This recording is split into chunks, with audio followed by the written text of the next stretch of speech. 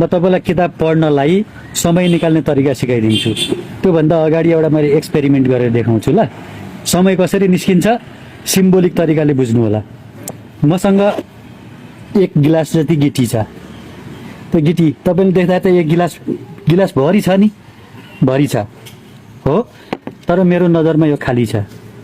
हेर्नुहोस् त, यसको यो सानो ठाउँहरू चाहिँ खाली छ नि हो। यो ठाउँमा तपाईँले बालुवा हालेर भर्न सक्नुहुन्छ। यति 1 गिलासमा आधा गिलास बालुवा त पक्कै पनि अट्छ होला, अट्छ, अटाइदिने है। मजाले यसमा मिलाएर अटाइदियो भने, अनुपात मिलायो भने यो आधा गिलास यसमा अट्छ। अब त गिलास भरियो, तपाईँको नजरमा भरियो होला, मेरो नजरमा अझै खाली छ। यसमा अर्को के मिसाउन सकिन्छ भन्दा यति जति सिमेन्ट त मिसाउन सकिन्छ होला, चौथाइ जति सिमेन्ट त मिलाउन सकिन्छ होला हो। यो एउटा गिलासमा आधा गिलास बालुवा र यति चौथाइ सिमेन्ट अझै पनि अटाउन सकिन्छ।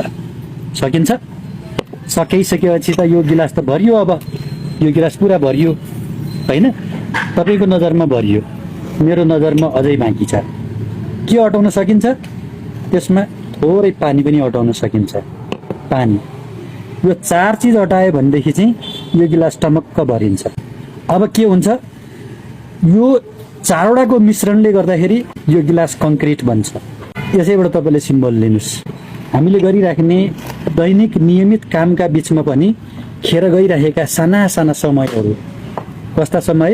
जस्तै खाना खाएपछि गर्ने आरामको समय, बाटोमा यात्रा गर्दाखेरिको समय, हस्पिटलमा कुरुवा बस्दाखेरिको समय, कतै लामो लाइन बस्दाखेरिको समय, अथवा तपाईँले मोबाइल खेलाएर चाहिँ त्यत्तिकै बेफाकमा बिताइराखेको समय, यस्ता विभिन्न समयहरू, सानो समयहरूलाई यो गिलास रूपी दिनमा तपाईँले खाँदिदिनु भयो भने यो समयमा किताब पढेर, यस्ता विभिन्न रमाइला किताबहरू पढेर यो गिलास रूपी समयमा खाँदिदिनु भयो भने तपाईँको दिन के हुन्छ?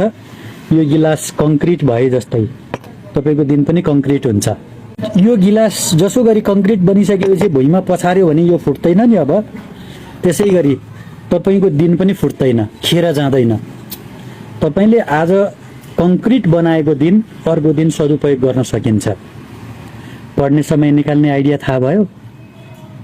अब तपाईँ पनि त्यसै गर्नुहुन्छ ल है। तपाईँको दिन सधैँभरिको शुभ रहोस्। यति भिडियो हेरिदिनुको धेरै धेरै धन्यवाद। हामीलाई फलो गर्नलाई नबिर्सिनु होला है त।